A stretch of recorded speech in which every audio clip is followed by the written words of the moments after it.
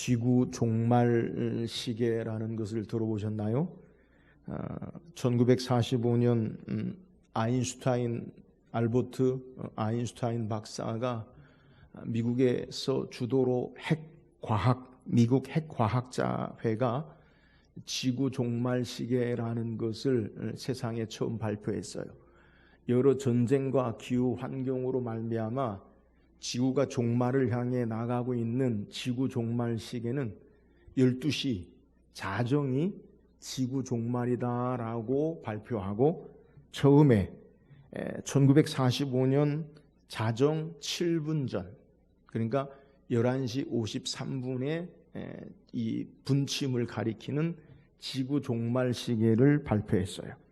그래서 여러 가지 온 세계 지구에 여러 가지 위험이 있을 때마다 이 지구 종말 시계가 종말을 향해 이렇게 앞으로 당겨졌다가 위협이 줄어들면 다시 뒤로 물러나는 그러한 지구 종말 시계인데요.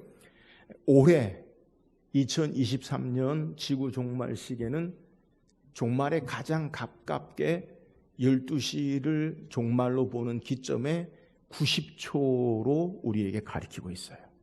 그러니까 2020년에는 지구 종말 시계는 자정 전 100초였는데 2023년 현대 오늘을 사는 저와 여러분의 지구 종말 시계는 종말을 약 90초 앞두고 있다라는 거예요.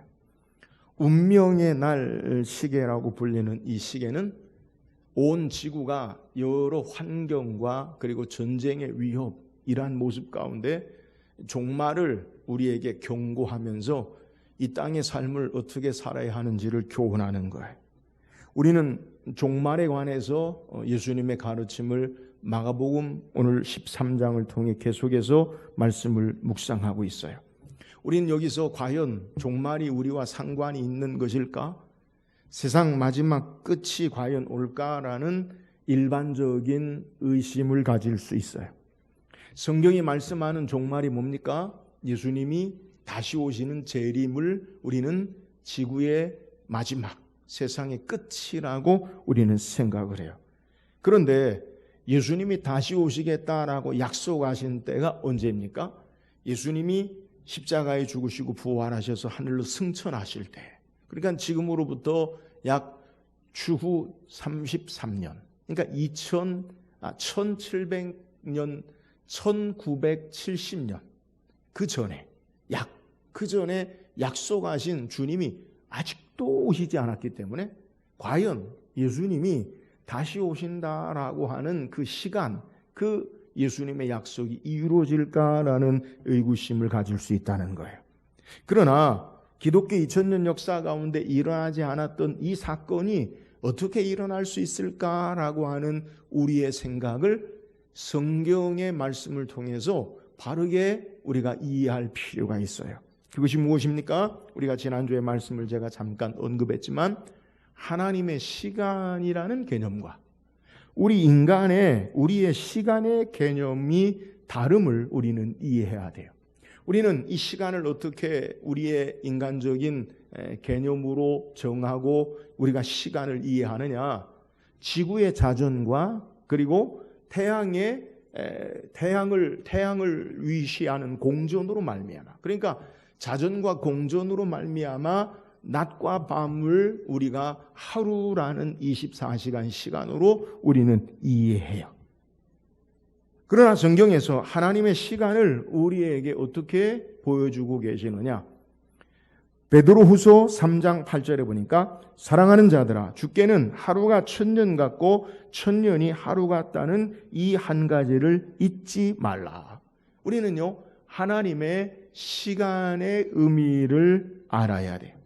하나님은 인간이 우리가 1000년 동안 해야 할 일들을 하루 만에 하실 수 있는 분이시고 하루를 1000년의 시간만큼 하나님이 시간 가운데 다루시고 역사하시는 분이다라는 사실을 우리는 알아야 돼요. 그러므로 우리의 개념, 우리의 시간의 개념으로 2000년이 지났어도 아직도 종말이 오지 않았다라고 행함으로 종말이 없다라고 하는 것에는 설득력이 없다는 거예요. 또한 종말을 우리가 꼭 중요하게 우리가 믿고 신앙해야 할 이유가 있는데요. 그것은 종말이 우리에게 가져다주는 상징하는 바른 의미를 이해해야 돼요. 만약에 지구에 종말이 없다면 이 지구의 모든 우주의 시간과 삶의 모습을 우리 스스로 인간이 결정할 수 있다라고 생각해요. 우리 스스로 이 종말을 앞당길 수도 있고 우리 스스로 이 종말을 늦출 수도 있고 아니면 종말은 없다. 우리가 사는 삶의 모습 가운데 우리가 과학과 지식과 문명의 발달로 말미암아 우리가 얼마든지 모든 것을 주장하고 그리고 다스리고 그리고 우리의 삶대로 운행할 수 있다라고 착각하게 된다는 거예요.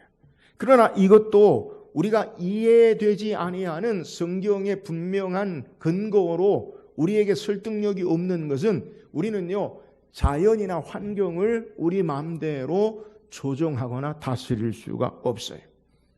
우주에 되어지는 모든 일들을 우리가 컨트롤, 조정할 수 있나요? 운행할 수 있나요? 그러지 못해요. 20세기 과학과 문명이 발달한 오늘날의 삶의 모습 속에서도 자연이나 환경을 우리는 통제하는 것이 아니라 그 자연의 환경의 역사함 앞에 우리의 삶을 대응하는 데만 그치는 것, 이것이 우리의 한계임을 우리는 알아야 돼요. 그러므로 종말을 믿고 신앙하는 중요한 이유, 그 상징하는 의미가 뭐냐? 그것은 온 세계를 하나님이 창조하시고 다스리고 주장하시고 역사하심을 우리는 깨닫고 세상의 시작과 세상의 끝에 분명한 목적을 따라 주께서 행하심을 우리는 알고 이 종말의 바른 신앙을 가져야 돼요. 모든 일에는 시작이 있고요, 끝이 있어요. 이게 기독교 사관이.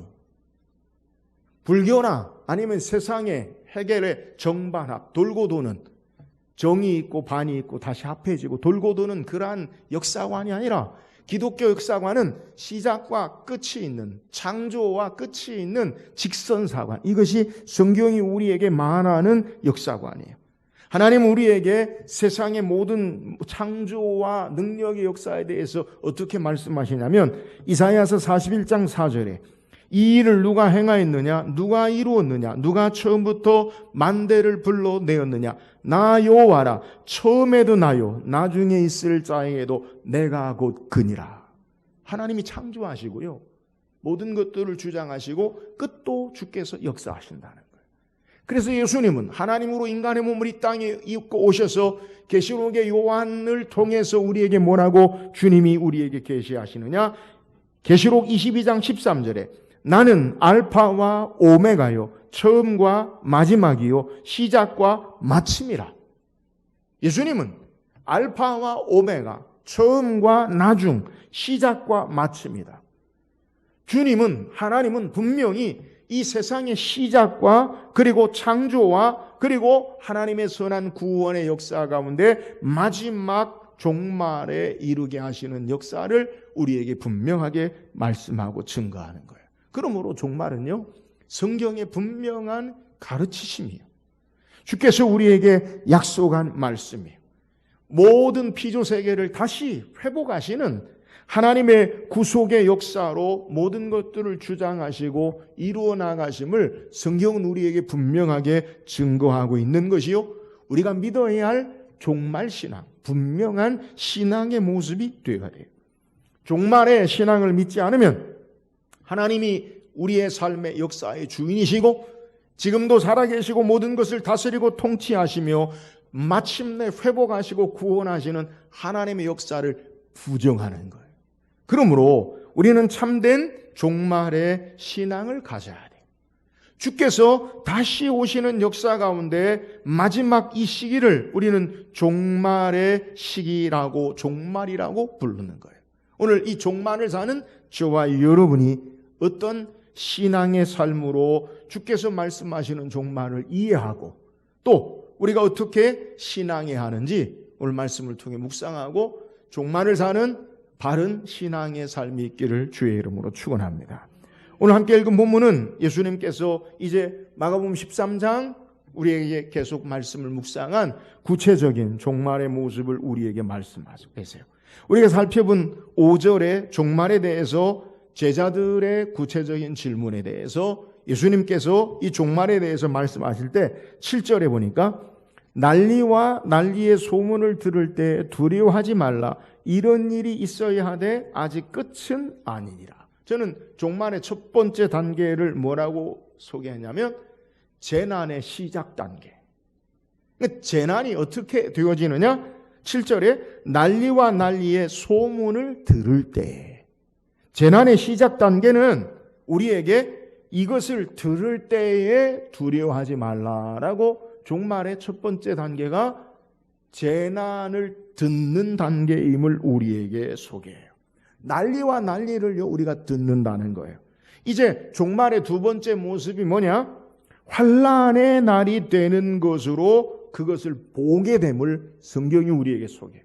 오늘 우리가 읽은 14절에 보니까 멸망에 가증한 것이 서지 못할 때 선 것을 보거든 읽는 자는 깨달을진저 그때 유대에 있는 자들은 산으로 도망할지어다. 종말의 단계를 재난의 시작 단계는 듣는 단계, 두 번째 환난의 날의 단계는 보는 단계가 돼요.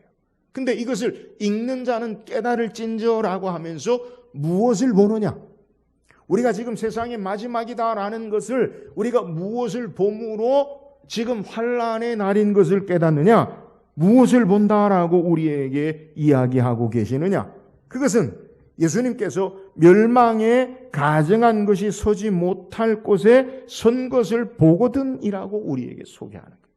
여러분, 우리는 본문의 말씀을 계속해서 마가복음 13장 되새기면 예수님께서 성전의 제자가 감탄하는 것을 보고 돌 하나도 돌 위에 하나도 남겨지지 아니하리라 라고 말씀하시고 이제 감람산 건너편에서 베드로와 야고보와 안드레와 요한이 예수님께 묻지요. 어느 때에 이런 일이 일어나겠으며 어떤 징조, 어떤 사인이 있습니까? 여기에 대해서 예수님께서 7절부터 쭉 소개하는 거죠. 그래서 재난의 시작 단계는 난리와 소문을 듣는 것이다. 첫 번째 단계. 종말의 또 한 모습은 환난의 날이 되는 것을 보는 것이다 라고 우리에게 강조하는 거예요. 근데 그 환난의 날이 되는 그 종말에 보는 그 모습이 무엇을 보느냐? 예수님이 성경에 분명하게 읽는 자는 깨달을진저 주의할 것을 우리에게 소개해요. 뭘 봅니까? 멸망에 가증한 것이 서지 못할 것에 선 것을 보거든. 그러면 도대체 멸망에 가증한 것이 서지 못할 것에 선 것을 보는 것이 무엇이냐는 거예요. 우리는 멸망에 가증한 것이 서지 못할 곳에 선 것이 어떤 거냐? 성경에 이 말씀의 내용을 그대로 예언한 성경이 있어요. 어디냐면 다니엘서에. 다니엘이 하나님의 천사를 통해 앞으로 되어질 묵시, 앞으로 되어질 역사를 통해 하나님이 이루어 나가실 것을 다니엘이 환상을 통해 보는데요. 다니엘 9장에 보면 가브리엘 천사를 통해 그에게 준 환상 가운데 세상이 마지막에 되어질 일들에 대해서 가브리엘 천사가 하나님 말씀을 다니엘에게 전해요. 그때 어떤 일이 일어나냐면 지극히 거룩한 이가 기름 부음을 받아 죄가 끝이 나고 영원한 의가 들어가는 역사 가운데 나타나는 모습을 소개해요. 지극히 거룩한 이가 기름 부음을 받고 죄가 끝나며 영원한 의가 드러난다. 누구겠어요? 누구겠어요?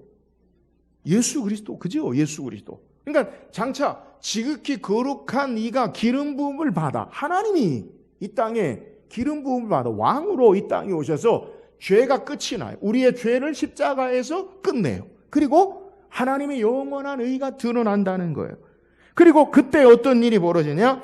다니엘 9장 27절에 그가 장차 많은 사람들과 더불어 한 이레 동안의 언약을 굳게 맺고 그가 그 이레의 절반에 제사와 예물을 금지할 것이며 또 포악하며 가증한 것이 날개를 의지하며 설 것이며 또 이미 정한 종말까지 진노가 황폐하게 하는 자에게 쏟아지리라 하였느니라 하니라. 여러분, 마지막 때 어떤 일이 벌어지느냐? 지극히 거룩하신 이가 기름 부음을 받아 죄를 끝내고 그리고 하나님의 영원한 의가 드러나는데 그가 이 땅에 어떤 일을 행하느냐? 많은 사람들과 더불어 한 이레 동안의 언약을 굳게 맺고. 여러분, 이레가 뭐예요? 이레가 며칠이에요? 7일. 그죠? 유대인의 숫자, 상징의 숫자인데 7일, 완전, 7은요 완전한 숫자예요. 그러니까 예수 그리스도가 이 땅에 그의 백성들과 완전한 언약을 맺고 설 것이며, 또한 그가 그 이레의 절반에, 이레의 절반이면 언제냐? 3일 반 정도. 그죠? 그 기간을 우리가 상징적으로 하는데, 제사와 예물을 금지할 것이며, 제사하고 하나님 앞에 성전의 제사와 하나님 앞에 드리는 예물이 없어지고, 또 포악하여 가증한 것이 날개를 의지하여 설 것이며. 여러분, 구약에서 어디에, 구약 성경에 이스라엘 백성들이 어디에서 예배드리고 제사합니까? 성전. 그죠? 다른 곳에서 제사 드리지 않아요. 성전에서만 제사 드려요. 근데 그 제사가 금지되어지는 것을, 그리고 포악하고 가증한 것이 날개를 의지하며 설 것이다. 그러니까 성전에 제사가 그쳐지고 성전에 포악하고 가증한 것이 거기 설 것이다. 이걸 더 구체적으로 다니엘 12장 11절에 보니까, 매일 드리는 제사를 폐하며 멸망하게 할 가증한 것을 세울 때부터 1292일을 지낼 것이며. 자, 어디예요? 하나님 앞에 드리는 제사가 폐하여지고요, 그리고 멸망하게 할 가증한 것을 세울 때부터 어디에 그게 세워져요? 성전에. 그죠? 그리고 1290일, 7년의 반, 그러니까 1회의 반, 그걸 상징하는 거예요. 그때 동안, 상징하는 동안 지낼 것이다. 자, 멸망에 가증한 것이 서지 못한다라는 의미는요, 우리는 제가 말씀을 풀어서 하니까 그 성전이다. 유대인들은요, 그 말씀이 확 와요. 어디에? 성전에. 하나님의 거룩한 성전에 혐오스러운 것이 서게 된다는 거예요. 이건요, 끔찍한 신성 모독의 사건을 그들에게 말하는 거예요. 그러니까 마지막 때에 어떤 일이 벌어지느냐? 예루살렘 성전에, 하나님 앞에 예배하는 그곳에 멸망에 가증한 서지 못할 것이 선다라는 것을 이미 다니엘서를 통해서 예언했어요. 근데 예수님께서 이것을 다시 말씀하는 거예요. 멸망에 서지 못할 가증한 것, 멸망에 가증한 것이 서지 못할 것이 서게 되는 것을 볼 것이다. 마지막 때에 되어지는 일을 우리에게 소개하는 거예요. 그렇다면 이 멸망에 가증한 것이 서지 못하게 되는 서는 신성 모독의 사건, 이것이 어떤 사건인가? 유대인들은 이것을 연구해요. 성경학자들은 대략 3가지 정도, 물론 여러 더 많이 있지만 여러분에게 3가지 정도 대표적으로 성경학자들이 멸망에 서지 못할 것이, 가증한 것이 선 것의 역사가, 성전에 이런 일이 벌어지는 것을 3가지 정도로 나눠서 보는 견해가 있어요. 첫 번째는 유대가 로마 이전의 헬라 통치. 그러니까 유대가 바벨론에 멸망하고 유대가 나라를 회복하지 못해요. 그죠? 그러다가 주전 3세기에 알렉산더에 의해서, 헬라에 의해서 이 헬라의 제국의 통치를 받고요. 헬라 제국이 무너지고 로마 제국에 의해서 통치를 받아요.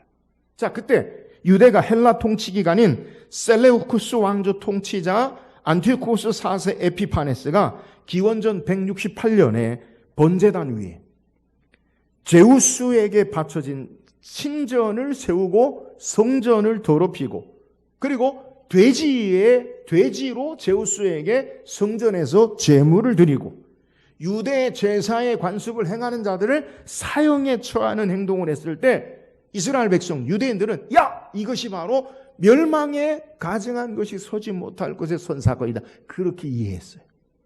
성전에 하나님을 예배하는 그 제단에 제우스의 신전이 있어지고 세워지고요.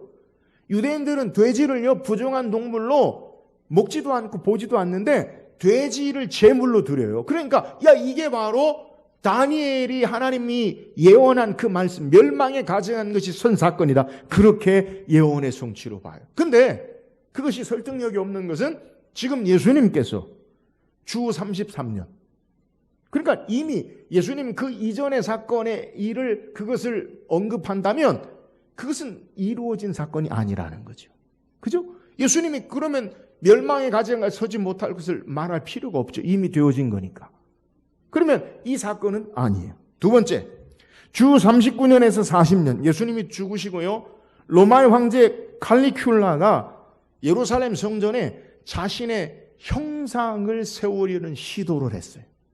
그러니까 하나님을 예배하는 성전에 로마 황제의 얼굴의 형상, 신상을, 황제의 형상을 성전에다 세우라는 거예요. 그래서 로마의 군대 장군인 페트리뉴스에게 이 일을 시켰어요. 그러니까 막 유대인들이요 반발을 하죠. 도무지 있을 수 없는 일이다. 근데 어떤 일이 벌어지느냐? 이 로마의 군단의 장군인 페트리뉴스가 칼리큘라의 명을 거역해. 근데 형상을 갖다가 예루살렘에 놓는데 거역하고, 그리고 어떤 일이 벌어지냐? 칼리큘라가 로마 황제가 암살당함으로 그 일이 없어져요. 그래서 성경학자들은 두 번째 칼리큘라가 황제가 신전을 세우는 것이 멸망한 가증한 것이 서지 못할 그 선 사건이 그렇게 보는데 그건 되어지지 않은 일이기 때문에 그것도 설득력이 없어요. 세 번째, 전통적으로 오늘날까지 성경학자들이 지지하고 있는 사건인데 그것은 주 67년, 66년부터 유대와 로마 전쟁이 일어나요. 그러니까 유대인들이 봉기를 해서 로마 전쟁을 해요. 로마 정부에 대해서 유대 반란, 유대 전쟁이라고 불리는데 역사학자 요세푸스의 기록에 의하면 이때 기샬라의 요한과 시몬의 아들 엘레아자르에 함께하는 열심당원들이 성전에 들어가게 돼요. 그러니까 전쟁 가운데 열심당원들이 성전에 들어가요. 그리고 그들이 성전에 더러운 발로 성소를 더럽히고, 그러니까 전쟁의 긴박함 가운데 그들이 그들의 거룩하게 하나님을 예배하는 성소와 아무도 들어가지 않는 지성소를 그들의 더러운 발로 막 짓밟게 되고요. 그리고 가짜 대제사장을 임명하고 자기들 마음대로. 그러자 대중의 유대인들의 분노가 일어나자 자기들끼리 다퉈요. 그래서 성전 안에서 막 살인을 하고 싸움을 하고 피를 흘리는 것을 기록해요. 그래서 이 주 66년, 67년부터 70년까지 유대 전쟁에 의해서 로마의 장군 티투스가 성전을 포위하고, 제가 말씀드린 지난주에도 성전이 불타고 돌 하나의 돌 위에도 남지 아니하는 그러한 역사, 이렇게 모든 것이 파괴되는 사건이 바로 거룩한 곳에 멸망에 가증한 것이 서게 되는 사건이다라고 그렇게 이해하는 거예요. 이렇게 멸망에 가증한 것이 서지 못할 것에 선 것을 보거든 유대에 있는 자들은 산으로 도망할지어다. 근데 문제는 산이 어디냐? 유대예요. 가장 높은 지역은요 예루살렘이에요. 그러면 어느 산으로 도망할 것이냐? 근데 역사학자 요세푸스에 하면 실제로 유대 전쟁 기간 때문에 유대인들은 예루살렘 성을 빠져나와서 트랜스 요르단 산맥의 펠라가 산기슭에 피하였다라고 그렇게 기록하고 있어요. 그러니까 주님이 말씀하신 이 사건이 무엇을, 예수님이 왜 이 말씀을 하십니까? 돌 하나도 도로 위에 남지 아니하리라라고 말씀하셨죠. 그죠? 그리고 멸망에 가증한 것이 거룩한 곳에 서지 못할 것에 선 것을 보거든 이 사건을 구체적으로 예수님께서 말씀하신 사건. 그래서 성리학자들, 저도 이 견해인데 바로 주후 70년, 67년에서부터 유대 전쟁과 더불어 이 사건이다라고 그렇게 생각하는 거예요. 그러면서 예수님께서 15절, 17절에 지붕 위에 있는 자는 지붕 아래로 내려가지 말고 밭에 있는 자들은 겉옷을 가지러 뒤로 돌아가지 말고 아이벤 자들은 젖 먹인 자들에게 화가 있으리라. 여러분 이 말씀이 뭐예요? 아주 비상 상황이죠. 절박한 상황. 그리고 축복의 모습이 축복이 되지 못하는 안타까운 긴박성과 절박성을 우리에게 소개하는 거예요. 여러분 이것을 가리켜 실제적인 예루살렘의 성의 무너짐을 보여주는 사건이 멸망에 가증한 것이 서지 못할 곳에 서게 되는 사건임을 우리에게 말하고 있는 거예요. 무슨 말씀이에요? 주께서 말씀하신 그대로 보여지는 그대로의 사건이 그대로 마지막 그 종말에 우리가 사는 이때에 일어나고 있음을 우리에게 증거하는 거예요. 제가 말씀드렸죠. 종말이 뭐예요? 예수 그리스도의 초림과 예수 그리스도의 재림의 이 모든 기간이 마지막 시대예요.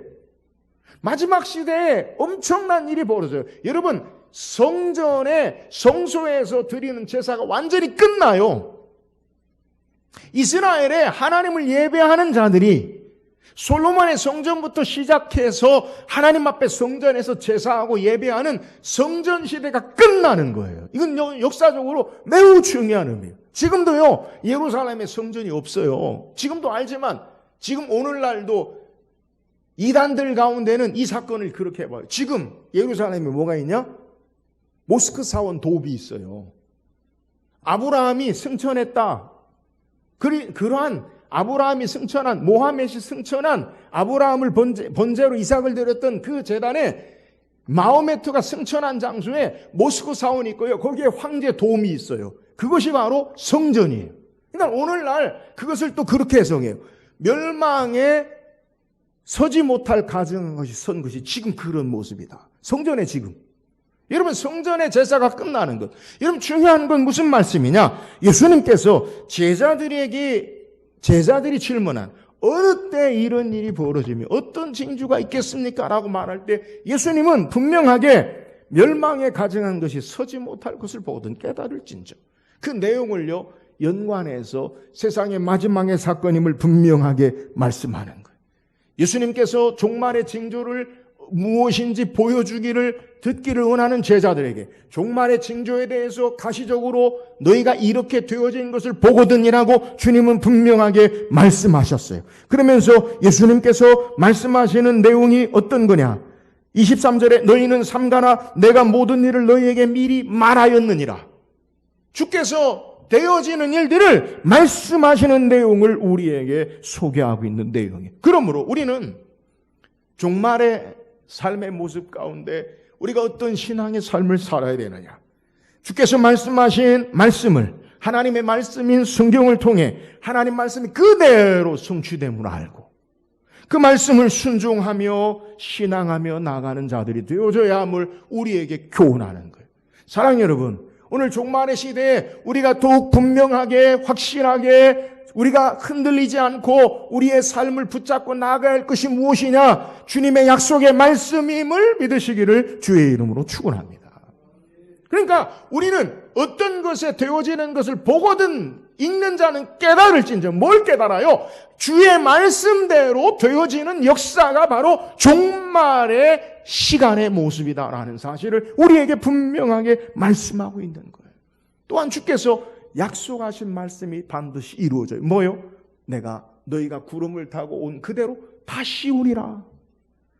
여러분, 주께서 약속하신 말씀대로 분명히 다시 오시는 종말의 세상 끝에 역사가 있음을 믿고 이 종말의 때에 주의 말씀을 따라 신앙하는 저와 여러분 될 수 있기를 주의 이름으로 축원합니다.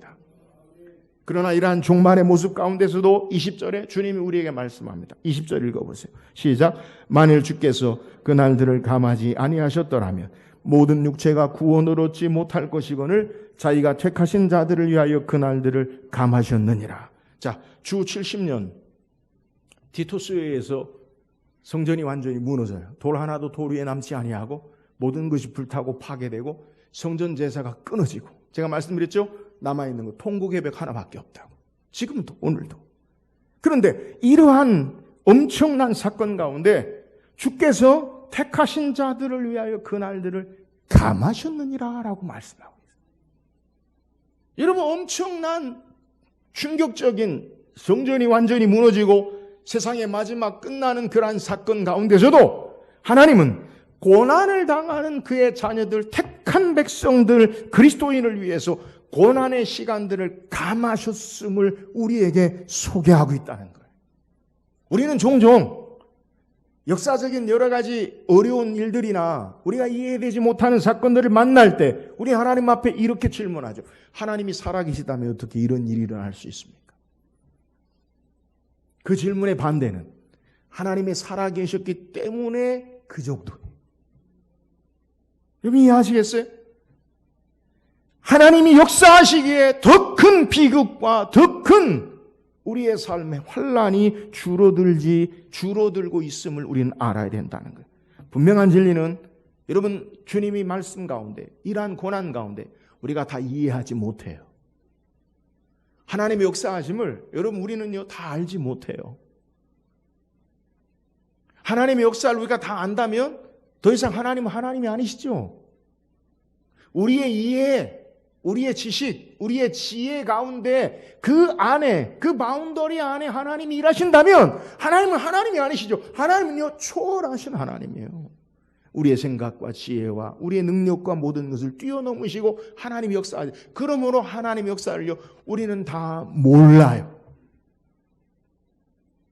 인생에 일어나는 일들을 우리가 어떻게 다 해석할 수 있어요? 몰라요. 그래 모르면 아무렇게나 삽니까? 아니에요.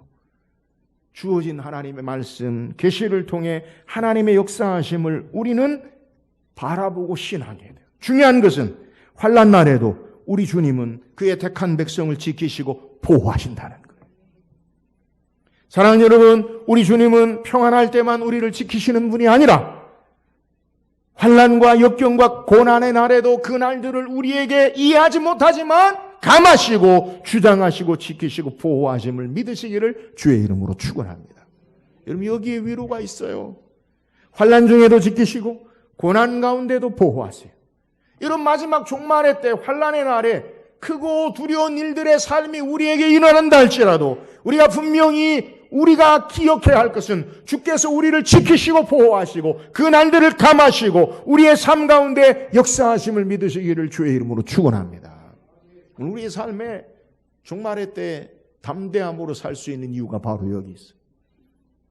환난이 없다, 고난이 없다, 그건 거짓말이에요. 여러분, 신앙생활 잘하면 어려움이 없다, 고난이 없다, 질병이 없다, 가짜예요. 환난이 있어요. 고난도 있어요. 질병도 있어요. 그러나 그 가운데 주님이 지키시고 보호하세요. 그러므로 담대하게 그 주님을 믿고 신앙하며 승리하며 나갈 수 있음을 우리에게 소개하는 거예요. 사랑하는 여러분, 종말의 때 환난과 고난이 우리가 이해되지 못하는 부분이 있다 할지라도 여전히 주님은 우리를 지키시고 보호하심을 알고 이 주님 신뢰하고 승리하며 나가기를 주의 이름으로 축원합니다. 또한 종말의 삶의 모습이 뭐예요? 21절, 22절 한번 같이 읽어봅시다. 21절, 22절 시작.